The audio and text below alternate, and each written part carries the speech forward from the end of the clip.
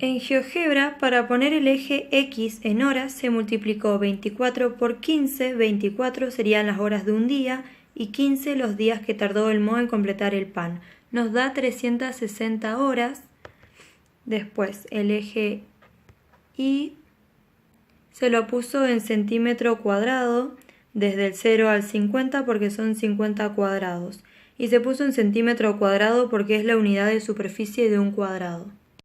Esta sería la tabla con los datos del gráfico. Marcamos desde el número 17 al 7, porque a partir del 7 sería donde empezó a aparecer el moho.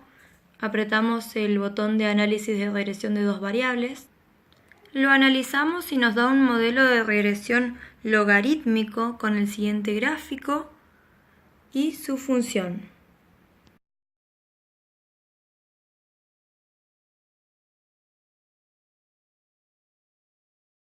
En los datos anteriores se vio que en 29 minutos llegaba a su punto de ebullición.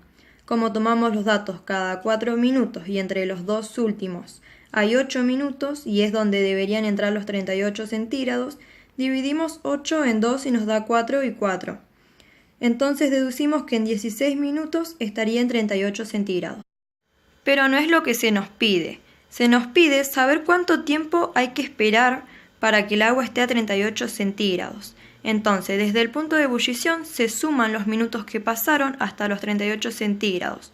1 minuto, 5 minutos, 9 minutos y 13 minutos. Entonces tardó 13 minutos en llegar a los 38 centígrados.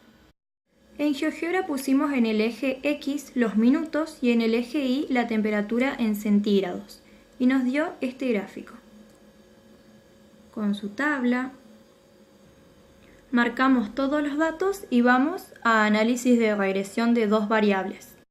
Como el modelo de regresión es exponencial, nos da el siguiente gráfico y su función.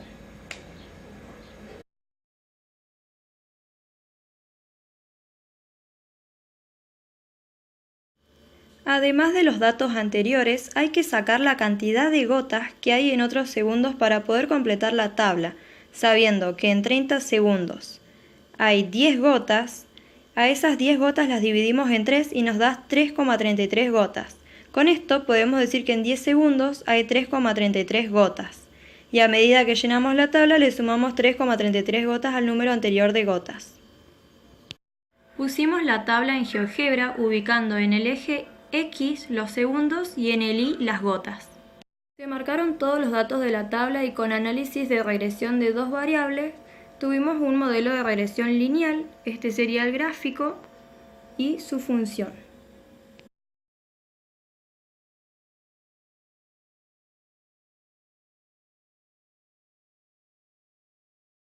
Para el problema B se vieron los datos anteriormente, entonces en el eje X pusimos los litros y en el eje Y los pesos.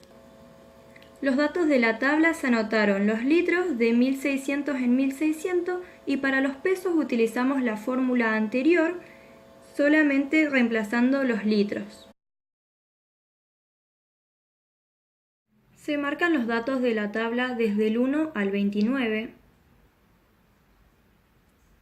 Con análisis de regresión de dos variables, nos da un gráfico lineal, muy parecido al gráfico anterior, con su función. Proyecto 1, problema 4, consigna dice ¿cuál de las dos opciones produce menos desperdicio de material?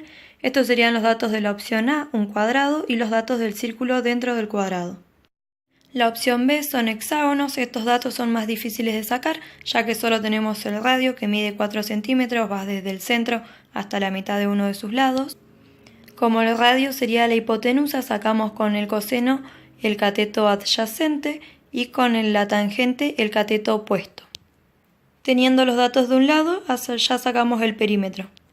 La apotema sería igual al radio, así que teniendo perímetro y apotema ya podemos calcular el área.